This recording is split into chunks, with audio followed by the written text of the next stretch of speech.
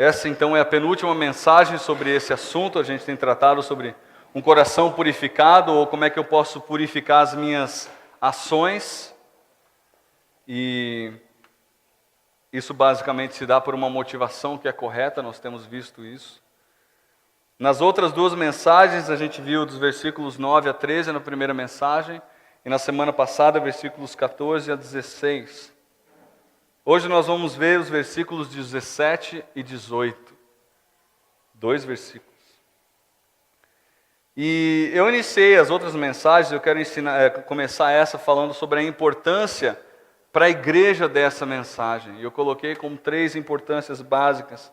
Em primeiro lugar, a gente vive numa época em que o cristianismo ele é totalmente destacado do resto do comportamento da sociedade. Porque a sociedade tem se degradado tanto que o viver correto nos princípios de Deus, ele é totalmente oposto àquilo que a sociedade prega e vive. Sendo assim, você e eu temos uma chance nunca antes existente na história de fazer diferença na vida das pessoas. Em segundo lugar, porque esse texto traz orientações muito práticas para a nossa vida. Gente, o texto de hoje vai ser uma martelada para você, como foi para mim, como está sendo para mim, e como vai ser enquanto eu estiver falando isso com vocês. Deus vai começar a lidar aqui nessa parte sobre como você reage ao que o próximo faz a você. E você vai chegar ao final da mensagem e vai falar assim, tem muita coisa para mudar, como eu cheguei. Em terceiro lugar, eu tenho falado que a gente não pode nunca se acomodar com o estado espiritual que a gente já está. Eu preciso sempre buscar me aproximar mais ainda de Deus. Nós estamos num processo chamado santificação progressiva. E a gente nunca pode esquecer disso. Eu não posso me contentar em terminar o meu dia como eu comecei o meu dia. Eu tenho que buscar terminar o meu dia mais perto de Deus do que eu comecei o meu dia. E aí nós temos falado que os versículos 1 e 2 de Romanos, pode colocar para mim aí, eles são como que a ligação entre os 11 primeiros capítulos da carta, que fala sobre teoria, com a prática que vai tratar nos capítulos 12 a 15. Então esses versículos 1 a 2 são de extrema importância. E a parte que eu queria, pode colocar o próximo que tem a passagem bíblica lá. Mais um, aí. Os versículos 1 e 2, eles vão falar que a gente precisa de uma renovação da nossa mente. Eu coloquei até em negrito, isso em vermelho. Renovar a nossa mente é a chave para um comportamento transformado.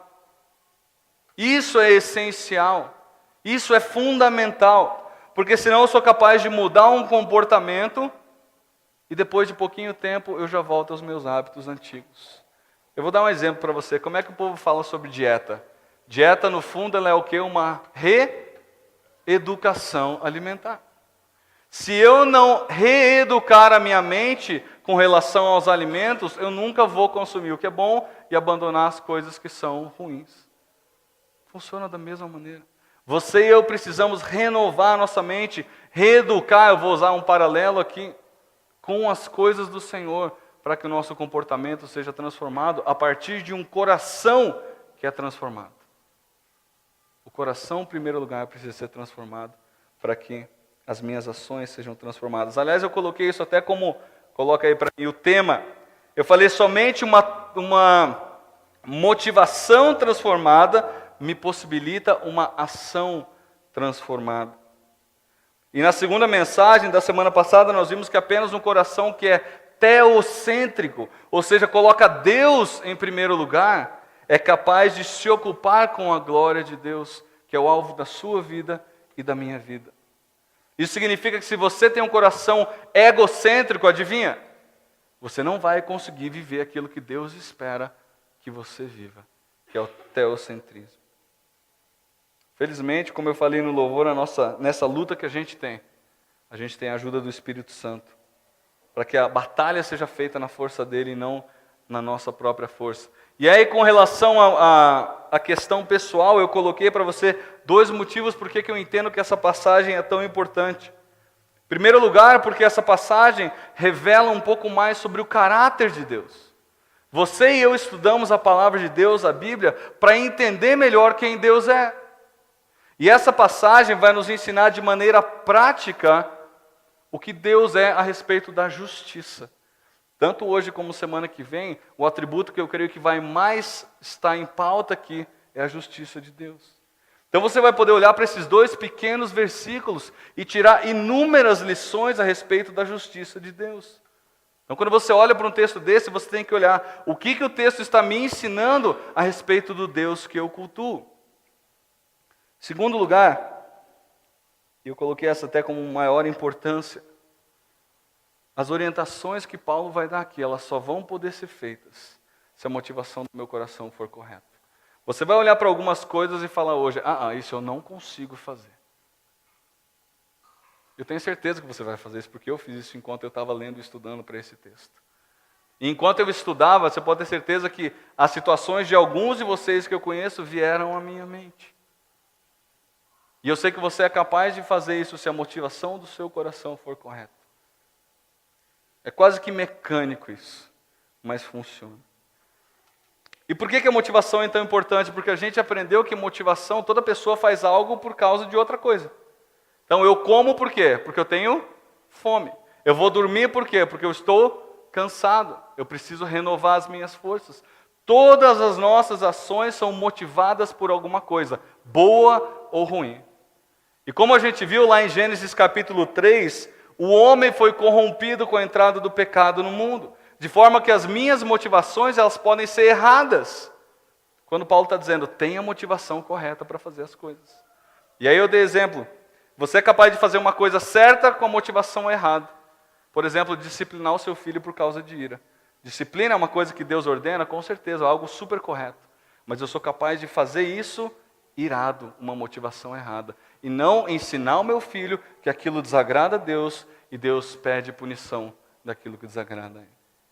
Nós precisamos ter a nossa motivação transformada. E aí Paulo vai dizer qual é a motivação correta então. 1 Coríntios 10, 31 e Colossenses 3, 17.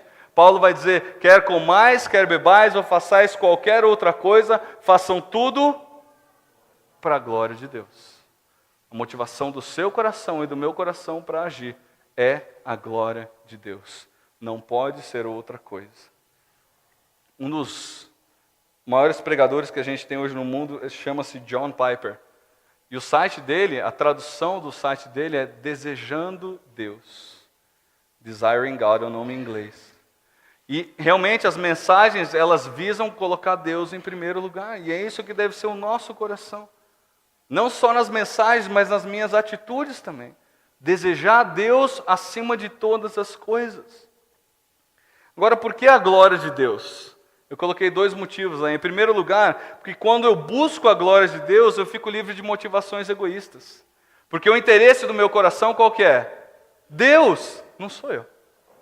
Então eu me livro de motivação ou de qualquer motivação que possa ser egoísta. Porque eu estou pensando naquilo que Deus quer.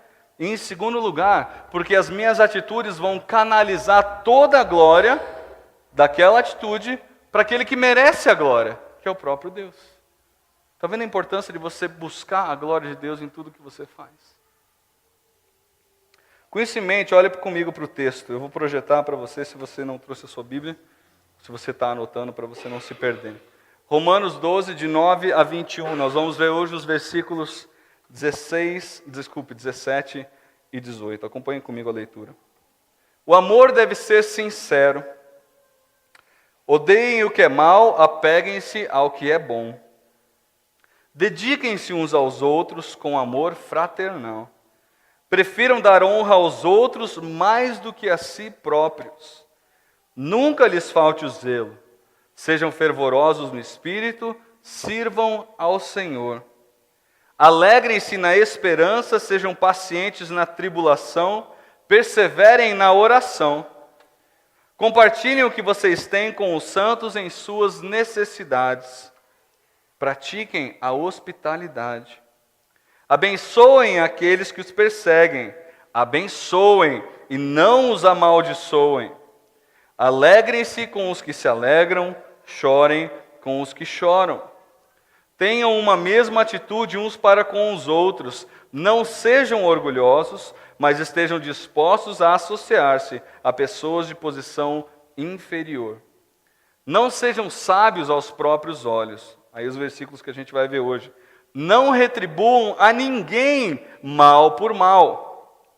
Procurem fazer o que é correto aos olhos de todos. Façam todo o possível para viver em paz com todos. Amados, nunca procurem vingar-se, mas deixem com Deus a ira, pois está escrito: minha é a vingança, eu retribuirei, diz o Senhor. Ao contrário, se o seu inimigo tiver fome, dê-lhe de comer. Se tiver sede, dê-lhe de beber. Fazendo isso, você amontoará brasas vivas sobre a cabeça dele. Não se deixem vencer pelo mal, mas vençam o mal com o bem. Vamos orar? Deus, novamente, a Tua palavra está aberta diante de nós, Deus, e há lições preciosas aqui para cada um de nós, a começar da minha vida. Nós acabamos de cantar, Deus, renova-me, eu não quero ser igual. E Deus, nessa questão de revidar, de devolver, quantas vezes, Deus, nós erramos com o nosso próximo? E quantas vezes nós entristecemos o Teu coração, Deus, porque o nosso coração busca os seus próprios interesses e não busca glorificar o Senhor. Eu peço, Deus, que o Senhor use a Tua palavra agora poderosamente, para nos convencer, Deus, de que a gente precisa mudar de atitude no que diz respeito à nossa reação para com o próximo. De maneira que o Teu nome seja glorificado, Deus, por meio das nossas atitudes. Nós fazemos essa oração no nome precioso de Jesus. Amém. Eu dei uma expandida, vamos dizer assim, na ideia central. Coloca para mim, Cleiton, por favor. Eu falei primeiramente que somente uma motivação transformada possibilita uma ação transformada. Eu vou um pouquinho mais além agora. Somente uma motivação teocêntrica possibilita uma ação teocêntrica. Uma ação teocêntrica. Eu falei o quê? Somente uma motivação, somente um coração teocêntrico, ok, obrigado, possibilita uma ação teocêntrica. E por teocentrismo a gente entende Deus no centro, como uma coisa, ou como uma pessoa, mais importante. Então esses dois versículos 17 e 18 que a gente vai ver hoje, eles têm uma aplicação para o meu relacionamento com o próximo. Vamos começar com o versículo 17. E eu coloquei aí, pode colocar para mim o próximo slide? Eu coloquei duas versões em paralelo, porque às vezes há coisas que uma versão interpreta de uma maneira e outra versão interpreta de outra, e a gente quer buscar o máximo das duas aí.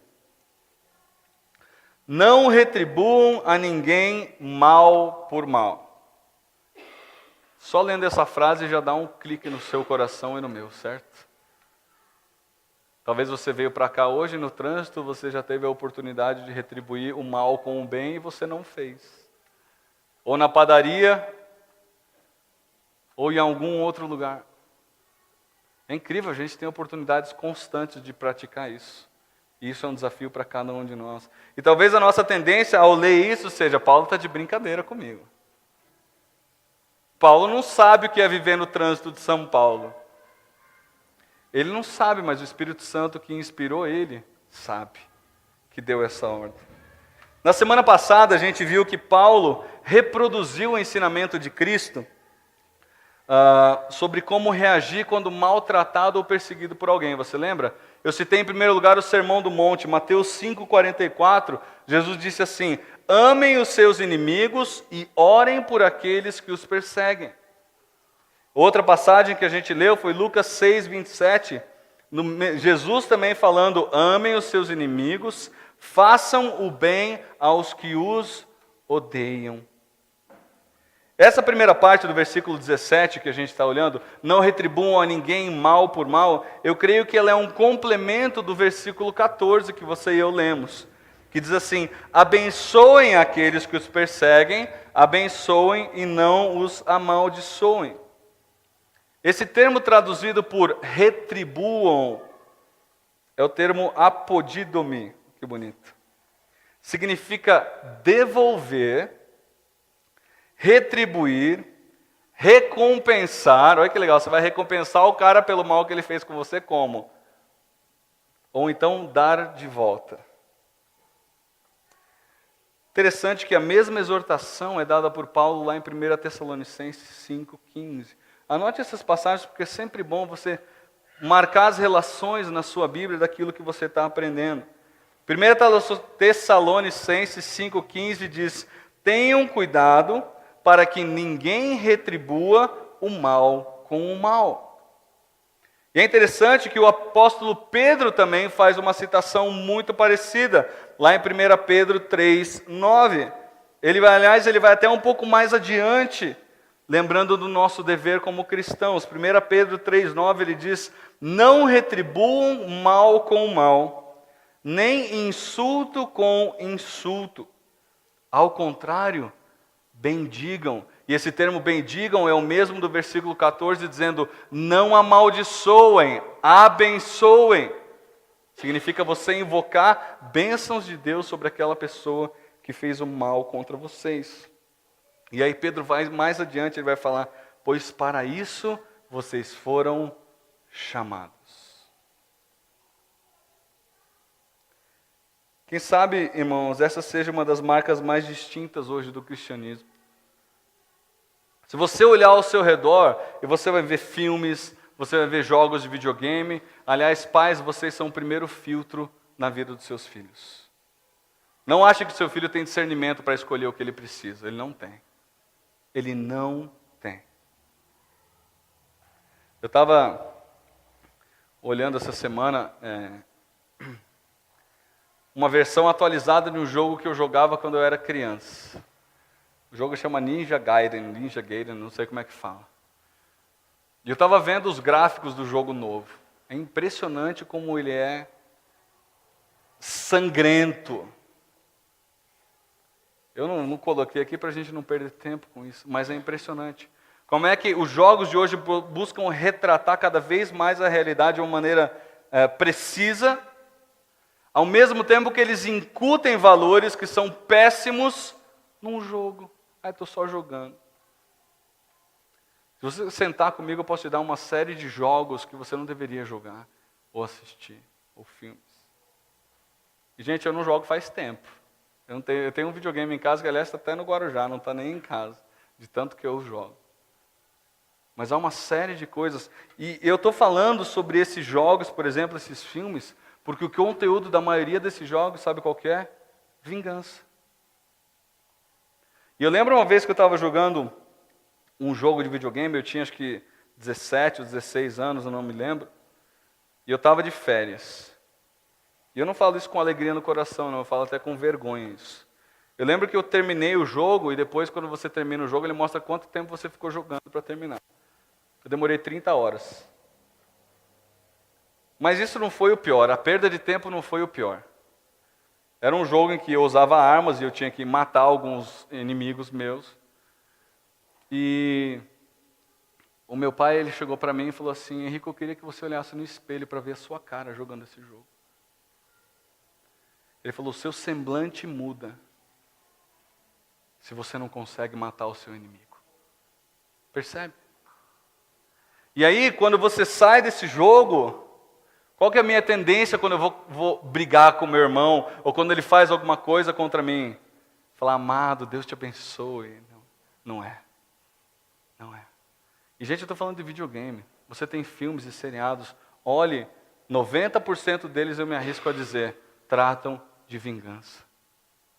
Tratam de não deixar barato aquilo que aconteceu com você e comigo. Olha o jornal, o perfil dos telejornais mudou completamente.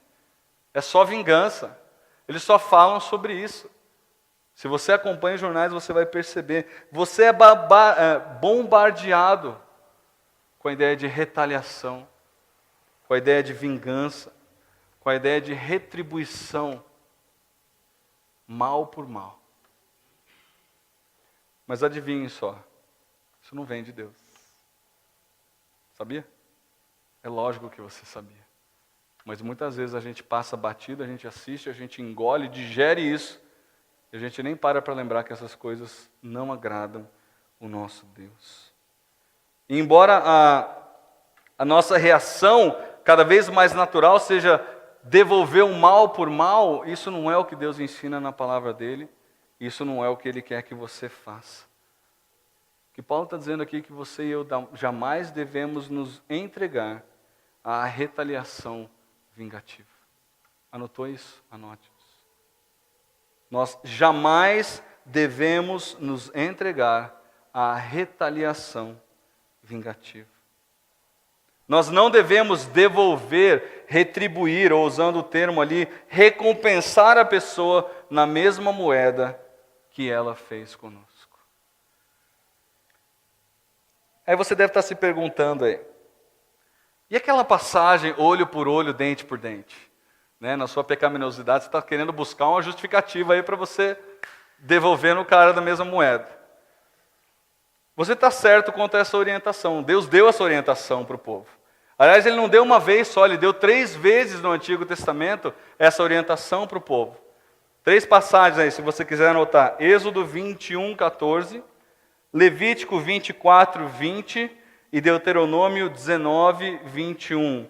Êxodo 21, 14, Levítico 24, 20 e Deuteronômio 19, 21. Deus deu essa orientação de fato.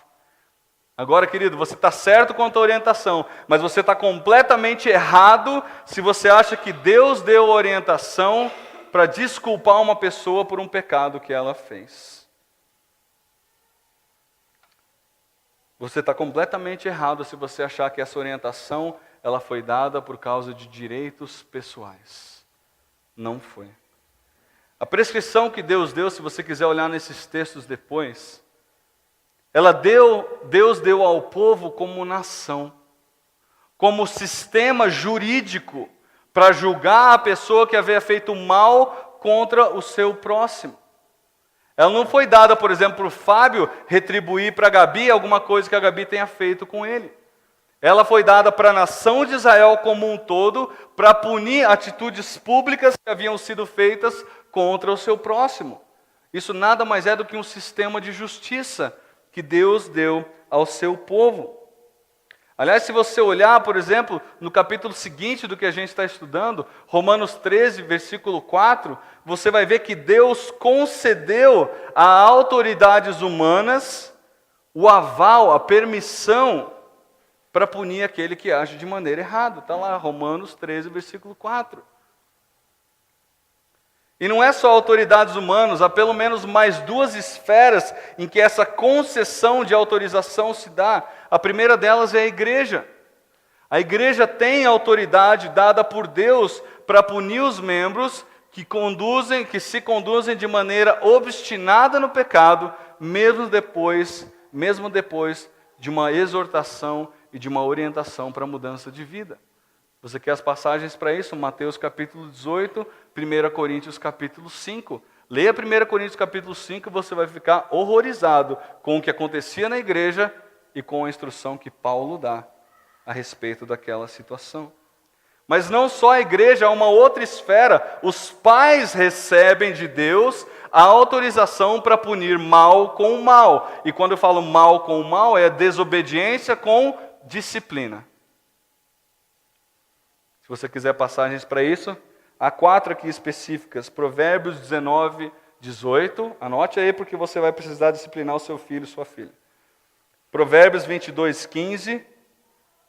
Provérbios 29, 15. E Provérbios 29, 17. Tá? Provérbios 19, 18. Provérbios 22, 15. Provérbios 29, 15 e 17. Entendam, queridos, que Deus usa o homem para executar parte da sua justiça. Na teologia isso é chamado de soberania mediada. Deus usa mediadores para executar a sua soberania sobre todas as coisas. Entretanto, apesar de Deus dar essa autorização para que seres humanos executem a sua justiça, no que diz respeito à retaliação, nós não temos nenhuma permissão ou autorização do Senhor. Você anotou isso?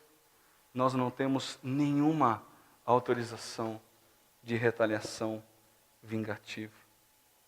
O versículo vai continuar, ele vai dizer: procurem fazer o que é correto aos olhos de todos os homens.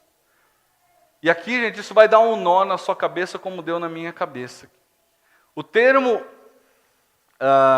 pronel é o termo usado aí para procurem, ou na revista atualizada, esforçai-vos. Sabe o que significa esse texto? Prepara aí para o nó na cabeça.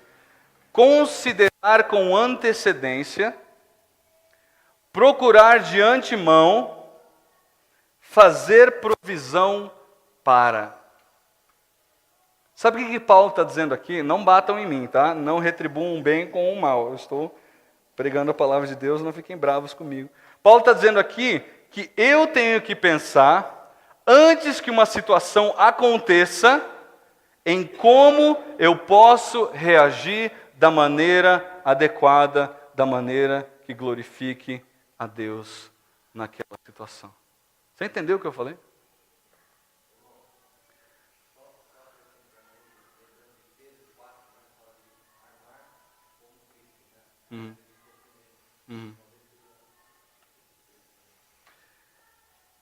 O que Paulo está falando aqui é que você e eu temos que pensar com antecedência naquilo que vai acontecer na sua vida e na minha vida.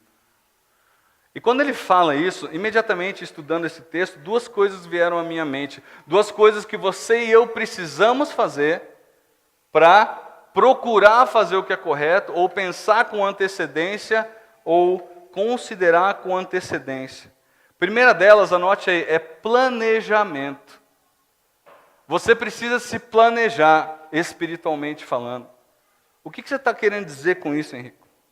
Eu tenho certeza que você, assim como eu, que várias pessoas cruzam o seu caminho e que várias situações acontecem diariamente, se não semanalmente na sua vida, que te irritam, que te trazem tristeza, que te trazem revolta, que te trazem chateação. É ou não é verdade? Ok. Estamos de acordo com isso. Então todo mundo passa pela mesma coisa que eu passo. Assim como Paulo também passava. E a orientação de Paulo aqui é que a gente pense nessas situações corriqueiras e avaliemos como que a gente pode reagir corretamente antes que elas aconteçam. Semana passada, por exemplo, quando eu falei para você que você deveria abençoar aquele que te persegue e não amaldiçoar, eu falei para você pensar ou fazer uma lista, pelo menos mental, de algumas pessoas. Lembra dessa lista? Lembra? Você fez essa lista ou já apagou? Então, volta aí na sua mente a lista dessas pessoas. E a orientação na semana passada é para você orar pedindo a bênção de Deus por elas, ao invés de querer amaldiçoá-las. O que Paulo vai dizer aqui é que você e eu precisamos pensar com antecedência, olha isso, como é que eu posso amar aquela pessoa, como é que eu posso reagir de maneira a compreender aquela pessoa quando aquele mal vier contra mim. Detalhe, antes que aquilo aconteça. Aliás, é meio natural, né? Porque quando aquilo acontece, na hora você não pensa, né? É ou não é? Sua primeira reação é querer contra-atacar. Paulo está dizendo, você tem que se preparar antes que aquilo aconteça, para você reagir da maneira que é correta. E uma dica muito prática aqui, gente, a maioria de nós convive com não cristãos diariamente. Uma dica muito prática é você lembrar que o não cristão não tem como alvo de vida glorificar a Deus. Muitas vezes a gente parte de um pressuposto de que a pessoa vai agir comigo como eu agiria com ela. Gente, quando a gente está lidando com incrédulos, isso não pode estar mais distante da verdade. Às vezes a pessoa é cordial com você, é educada com você, mas na maioria das vezes, aquela pessoa é o centro da vida dela e ela vai tratar você dessa maneira, como se ela fosse a pessoa mais importante do mundo. A gente lembrar que o incrédulo não tem um alvo de glorificar a Deus, ajuda a gente a derrubar expectativas que são erradas. E facilita muito nesse tratar com essas pessoas com antecedência. Planejamento, então, em primeiro lugar. você visualizar certas situações, lembrar de situações que acontecem, ou talvez um chefe que você não gosta, ou um colega de trabalho que você não gosta, ou um professor, ou um vizinho, alguém que está no seu ambiente que normalmente quando você encontra com essa pessoa dá conflito. Paulo está dizendo, pense com antecedência no que vai acontecer e como você deve reagir a isso. Desafio, né? Desafiador. Agora eu entendo que esse planejamento ele só vai ser bem sucedido com o segundo elemento. Eu creio que esse segundo é até mais fundamental do que o planejamento. Eu só vou conseguir considerar com antecedência por meio do meu relacionamento diário com Deus. É só em contato com a palavra de Deus, diariamente, que eu vou lembrar desses preceitos de Deus de como tratar o meu próximo. É na palavra de Deus, gente, que a gente vai conhecer a Deus e que o nosso coração vai ser desafiado a viver de uma maneira que é piedosa. É na palavra de Deus que o meu orgulho, que o meu egoísmo, que os meus desejos pecaminosos vão ser confrontados. Quer um exemplo? Esse versículo. Um pequeno versículo da palavra de Deus.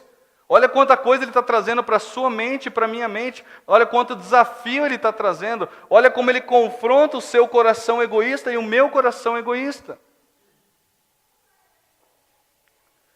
O meu relacionamento diário com Deus ele é essencial para que eu responda da maneira que Deus espera que eu responda. Antecipando o possível mal e planejando agir corretamente. Agora um cuidado aqui é muito bom. Quando ele fala antecipar o mal aqui, não é para você julgar a pessoa antes dela fazer algo. A gente pode ter essa tendência. Né? Está indo no banco aquele gerente, lá vem aquele cara e ele vai me encher as paciências. E o cara fala, oi, tudo bom com você? Eu preciso sair, tchau. E aí você vê com aquela caraça diante de Deus, né? Tipo, desculpa aí, me perdoa. O que Paulo está dizendo é, observe ou antecipe as possibilidades. Mas não trate aquela pessoa de acordo com uma possibilidade. Ah, ele vai me xingar, então eu já vou armado para cima dele. Não. O que Paulo está dizendo é antecipe. Se ele fizer isso, como que eu vou reagir de maneira que eu glorifique a Deus? Isso muda totalmente a nossa maneira de agir. Ontem a gente foi no lar Recanto Feliz. E a gente teve a oportunidade de conhecer várias pessoas, entre elas um judeu. Ele estava completando 77 anos ontem. E quando ele foi apresentado, ele falou, sou um judeu, e ele falou, convicto. Eu falei, ih, caramba, o que... E aí eu fui conversar com ele. E ele não crê no nosso... Na verdade, ele disse que ele crê só em Yahvé. Que ele não crê em Jesus. Que a gente que ensina a Bíblia não sabe nada de história, a gente tem que ir para Israel para aprender. E no começo eu fui conversar com ele super amigavelmente, que eu queria conhecer um pouco mais da história dele. Mas juro para você, não demorou 10 segundos para eu ficar bravo com aquele homem. E eu estava lembrando justamente daquilo que eu ia pregar hoje. Eu não reagi errado com ele, eu não o maltratei nem nada, mas eu falei para a Natália, eu não vi a hora de sair daquela conversa. E ele segurava a minha mão, ele era maior do que eu, fortão assim, ele apertava a minha mão assim, eu querendo tirar a minha mão, né, sair da conversa, ele não queria me tirar da conversa. Né? E é impressionante como é que Deus gosta de dar ilustrações para a gente quando a gente vai pregar, da nossa própria vida. E... em momento nenhum eu fiquei com ódio daquele homem. Eu fiquei triste por ele, totalmente cego. Totalmente cego. Ele falou, Jesus foi só um profeta. Eu falei, mas ele foi Deus também. Aí ele falou um palavrão, eu falei, caramba, o cara não entende nada mesmo do que ele está... Falou que a gente tinha que ir para Israel, que não sei o quê, não sei o quê, não sei o quê. Falou que matou alemães com orgulho, né? Que ele odiava alemães e matou na guerra com orgulho e tudo. Eu falei, gente, a pessoa não entendeu direito. Mas eu tive uma oportunidade muito clara de colocar em prática aquilo que eu estava aprendendo. Eu não conseguia antecipar porque eu não conhecia ele. Mas no momento que a situação veio, sabe aquela vontade de partir para cima da pessoa, não para brigar, obviamente, primeiro porque isso não ia glorificar a Deus, depois porque ele era maior do que eu e eu com certeza ia tomar uma surra daquele cara, mas porque isso não ia trazer nada de glória para Deus. Não ia trazer. E é um desafio. No trânsito. Sexta-feira eu fui levar a Natália, tomei fechada de 2 pessoas. E aí está aquele trânsito animal e o caminhão que é maior que tem na marginal entra justamente na sua frente. Nessas situações você é desafiado a glorificar a Deus. E lembrando do livro Humildade, é interessante que ele fala, muitas vezes a gente sai e a gente pega o trânsito e a gente fica irritado como se aquilo nunca acontecesse. Quando no fundo a gente já sabe que aquilo vai acontecer. Paulo está dizendo, antecipe. Pegou o trânsito, ótimo, aproveite para você orar, aproveite para você ouvir a palavra de Deus, aproveite para fazer uma coisa proveitosa que não seja falar no seu celular, porque você não pode fazer isso, a menos que você tenha viva voz ou coisa assim. Antecipe, é o que o Paulo está dizendo. Antecipe as oportunidades que você tem para fazer tudo o que é correto diante dos homens. Em 2 Coríntios 8, 21, Paulo vai falar da necessidade de nós nos ocuparmos com um testemunho coerente com as pessoas que são de fora. O texto diz assim: pois estamos tendo cuidado de fazer o que é correto não apenas aos olhos do Senhor, mas também aos olhos dos homens. A orientação de Paulo diz respeito à necessidade daquilo que é honroso diante dos homens, que conta com a aprovação de Deus. É isso que Paulo está dizendo. E aí de volta a Romanos, capítulo 12, o versículo vai terminar essa parte e vai dizer assim: aos olhos de todos. Opa! O contexto ele vai além da igreja. É fácil a gente agir corretamente aqui dentro da igreja. E fora daqui. Num ambiente em que ninguém vê a gente. Interessante que uma das orientações que Paulo vai dar a Timóteo, lá em 1 Timóteo 3, versículo 7, é que o pastor deve ter boa reputação perante os de fora. Deve haver por parte de cada um de nós uma consideração carinhosa acerca do meu procedimento quanto às pessoas de fora. Eu lembro de uma pessoa, não sei quem foi, mas eu lembro de ter ouvido isso, uma pessoa dizer que em alguns momentos a sua vida é a única Bíblia que as pessoas vão ter acesso. Parou para pensar nisso? Vamos falar, esse Deus eu não quero para mim. Isso que é ser crente, eu não quero. Agora pense no contrário. Você não devolver mal com mal, você devolver o bem quando o mal é feito a você. O que isso diz para as pessoas ao seu redor? Que potencial isso tem em termos de evangelismo? Versículo 18. Façam todo o possível para viver em paz com todos os homens. Ou na outra versão, se for possível, quanto depender de vós, tende paz com todos os homens.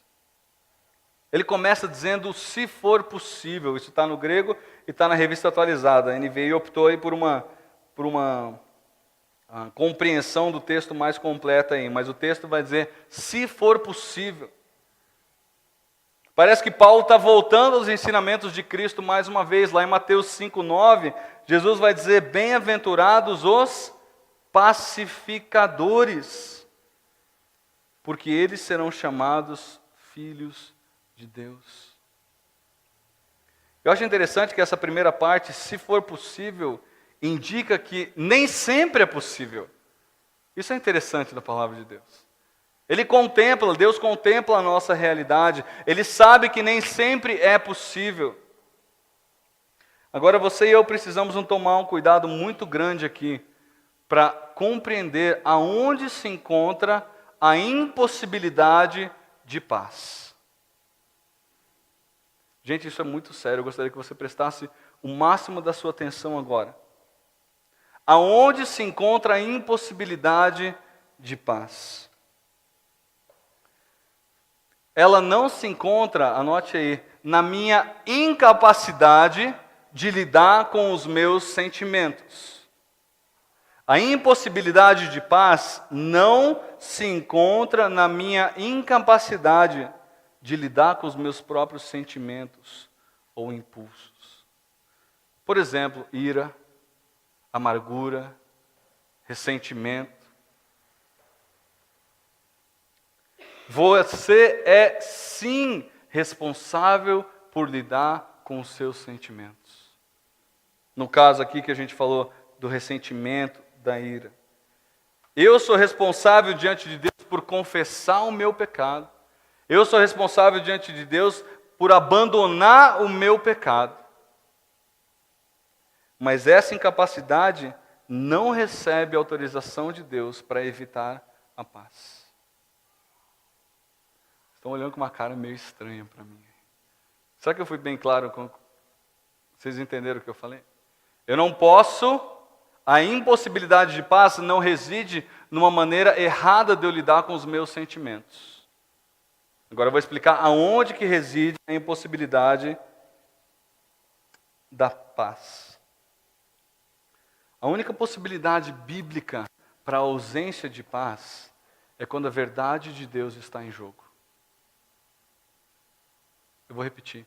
A única possibilidade para a ausência de paz ou para conflito, não que a Bíblia esteja estimulando isso, mas a Bíblia está dizendo, há uma coisa em que você não pode ter paz com o próximo, quando a verdade de Deus está em jogo. Quando a pessoa quer sacrificar a vontade de Deus para um bem de uma outra coisa. Eu estava ouvindo essa semana não sei, ele não é pastor, até porque ele não gosta de ser chamado de pastor. Mas ele é o treinador, ele se chama de treinador, da maior igreja americana que existe hoje. Ela, em média, por domingo, chega a quase 30 mil pessoas. E se você olhar o ginásio deles, você vai falar assim, uau. Cada culto cabe 16 mil pessoas.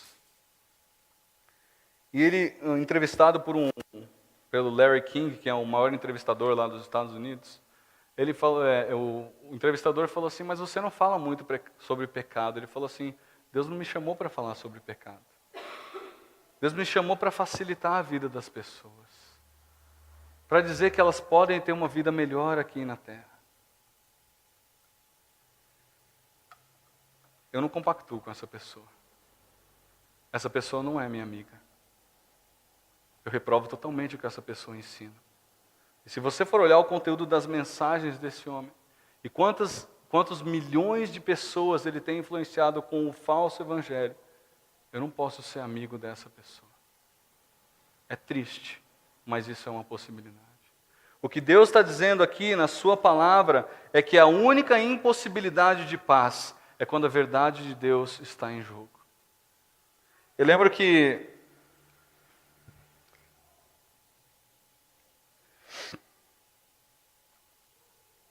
quando a paz que eu busco, ela tem a disposição de comprometer a verdade de Deus,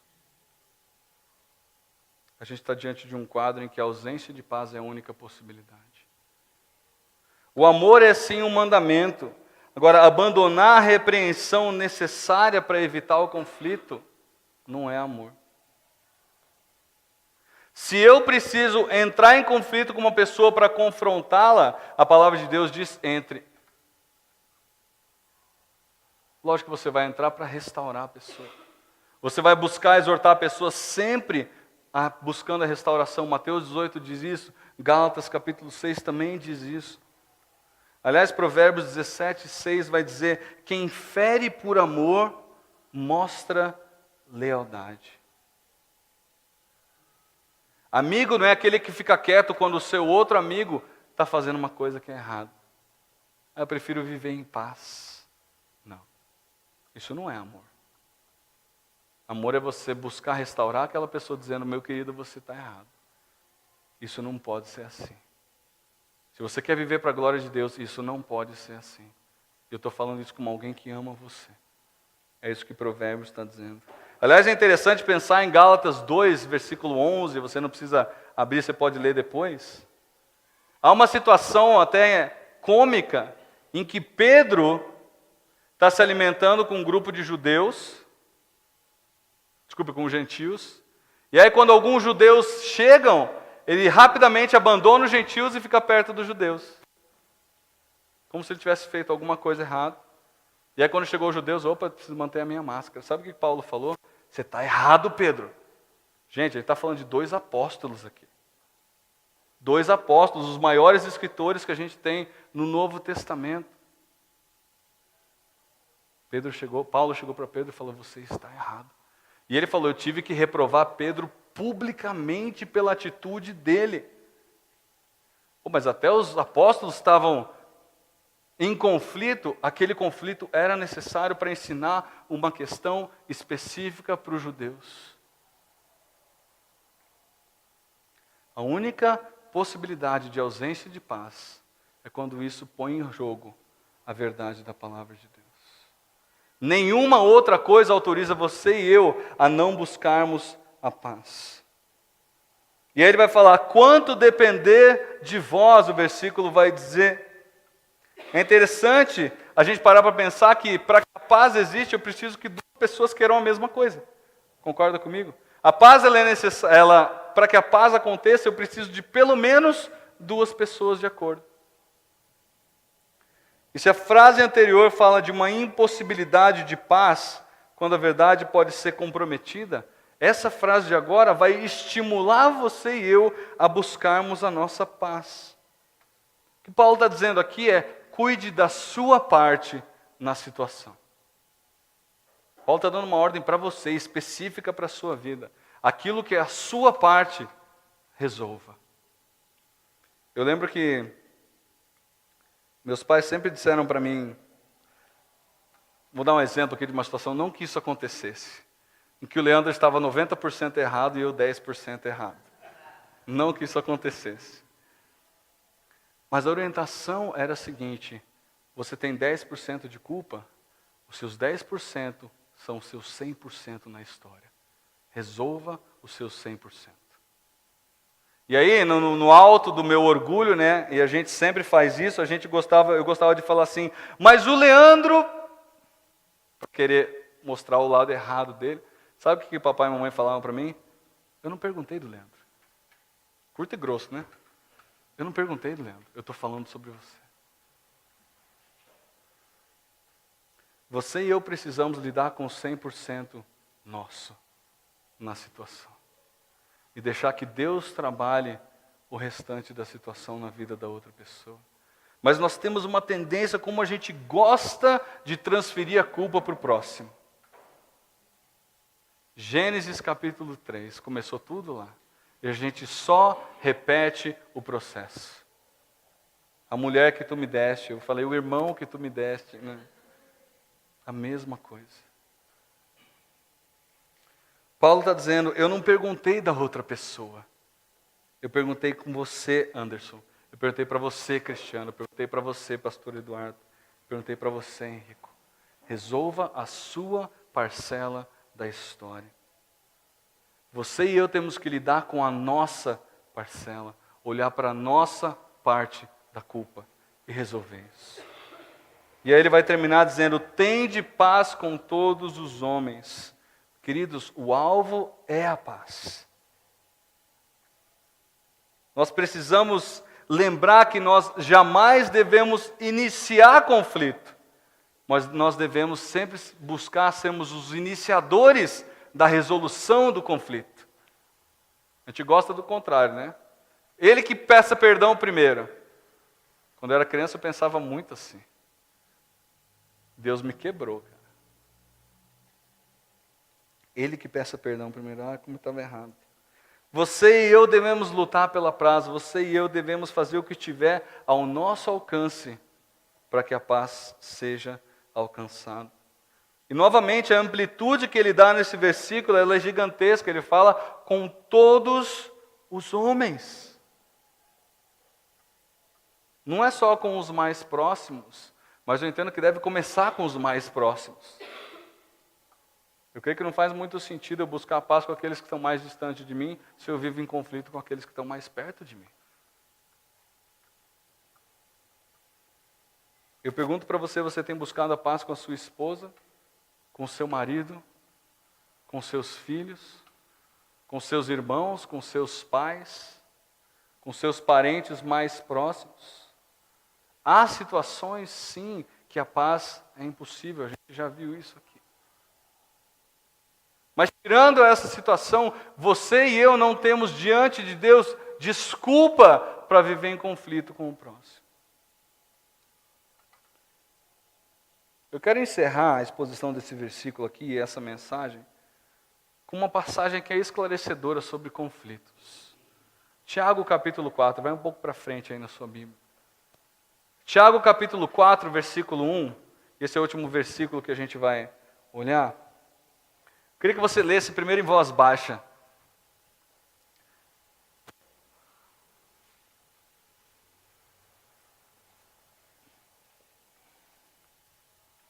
Tiago 4, versículo 1.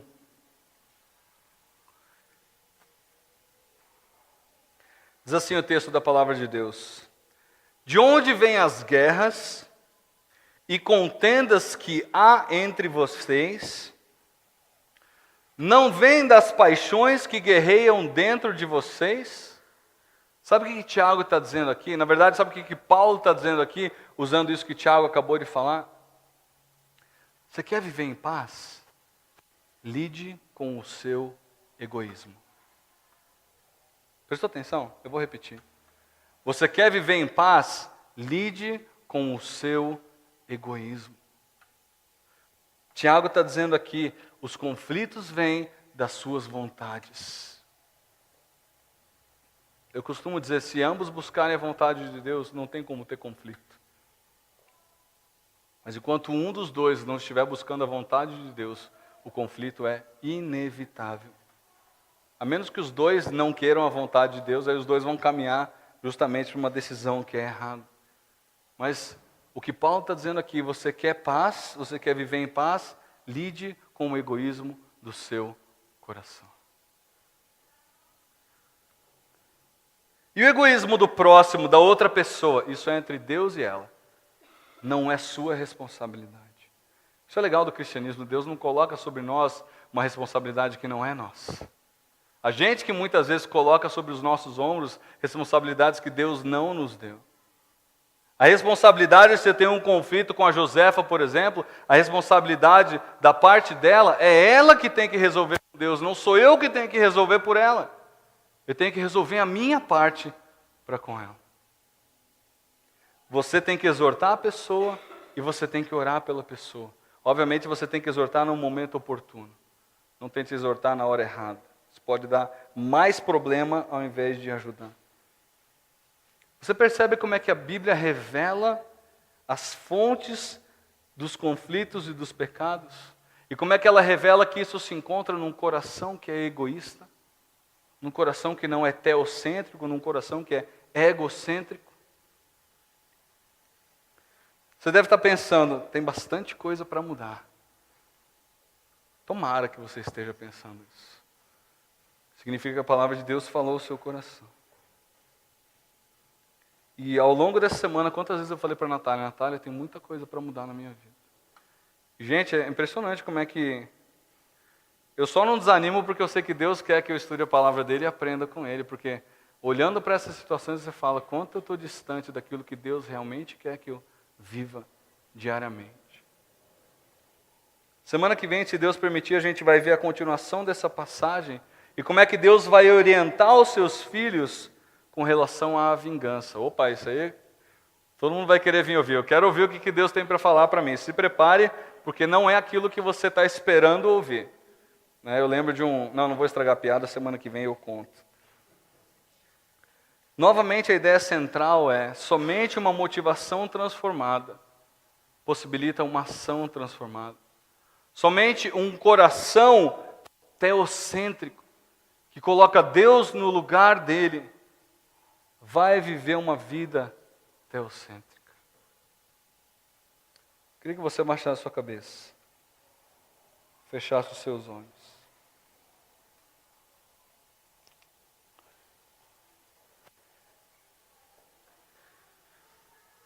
E como a gente fez da outra vez, eu queria que você pensasse, fizesse uma lista aí, mesmo que seja na sua cabeça,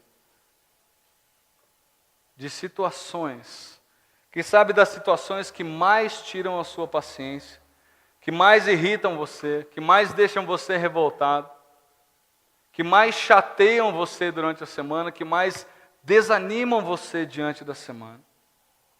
Pense em uma, por exemplo, uma específica.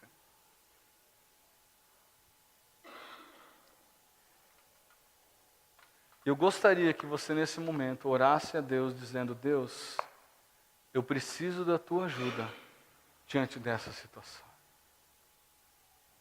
Me ajuda, Deus, a antecipar as respostas amorosas que eu posso dar diante dessa situação que tanto me machuca, que tanto me desanima, que tanto me irrita.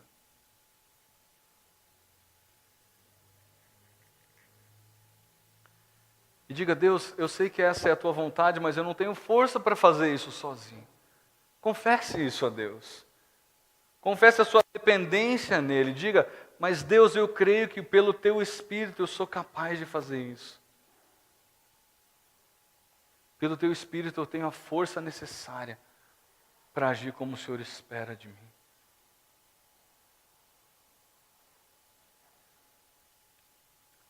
Em segundo lugar, eu queria que você orasse pelas possíveis situações de conflito que você vive hoje na sua vida. Talvez alguém que você não fala há muito tempo porque você brigou.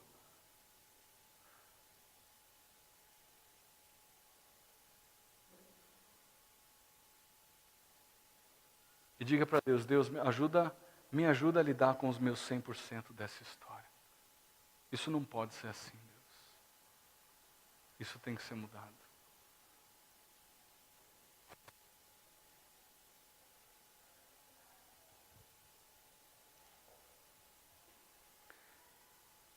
Diga a Deus também: Deus, me ajuda a entender o egoísmo do meu coração, Deus. E se você é como eu, o nosso grande problema é que muitas vezes você e eu nem peneiramos aquilo que a gente quer pela vontade de Deus, porque a gente quer a nossa vontade. E o que Deus está dizendo para você hoje é: eu estou chamando você a mudar o seu coração do egoísmo para o teocentrismo. A me colocar no centro do seu coração.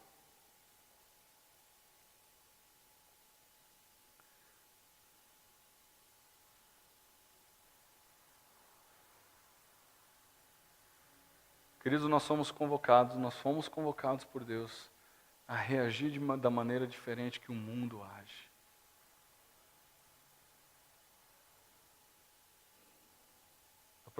Da próxima vez que uma pessoa vier e tratar mal você, a oração do meu coração é que você trate bem aquela pessoa.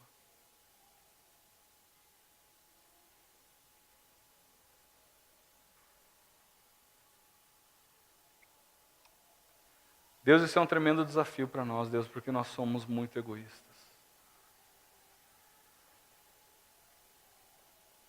Nós queremos o nosso direito pessoal, Deus, acima de todas as coisas.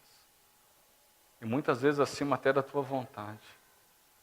E Deus, nós lemos aqui em Romanos capítulo 12, que esse viver em paz faz parte da tua vontade para as nossas vidas. Mas isso é difícil, Deus. E muitas vezes isso não é agradável porque a gente se sente diminuído. Mas Deus, se é isso que o Senhor quer, como uma demonstração de amor ao Senhor, é isso que nós queremos também. E Deus, há situações específicas aqui que eu não tenho como dimensionar, Deus. Mas o Senhor tem. E juntamente com isso, Deus, nós lembramos que nada além da nossa capacidade de suportar vai ser dado para nós. Mas juntamente com a aprovação, o Senhor provê o livramento. Mas nós precisamos escolher o livramento, Deus. E muitas vezes o livramento vai ser ter a nossa vontade negada e permitir que outra pessoa faça aquilo que ela quer. Livra a gente do egoísmo, Deus. Por fim, Deus, eu peço por possíveis situações de conflito, que estão por ser resolvidas, Deus, e não foram resolvidas ainda.